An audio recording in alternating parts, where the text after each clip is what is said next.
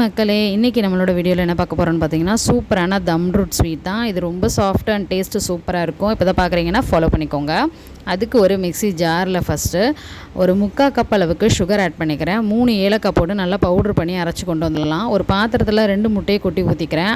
அரைச்ச சுகர் பவுட்ரை வந்து நம்ம இதில் சேர்க்கணும். அதுக்கு முன்னாடி முட்டையை நல்லா பீட் பண்ணி நுர வர அளவுக்கு இந்த மாதிரி பீட் பண்ணிட்டு சுகர் பவுட்ரை வந்து சேர்த்து நல்லா வந்து மிக்ஸ் பண்ணி விட்டுக்கோங்க.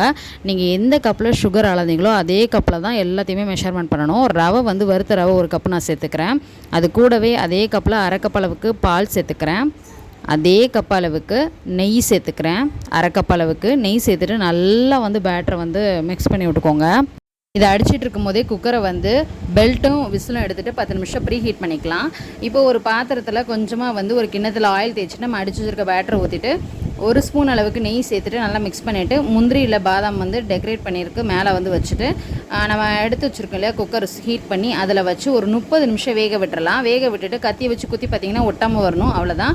இதை அப்படியே ஆற விட்டு பீஸ் போட்டு சாப்பிட்டீங்க அப்படின்னா அவ்வளோ சூப்பராக நம்ம தம் ரூட் வந்து ரெடி ஆயிடுச்சு. இப்போ தான் பார்க்குறீங்கன்னா ஃபாலோ பண்ணிக்கோங்க.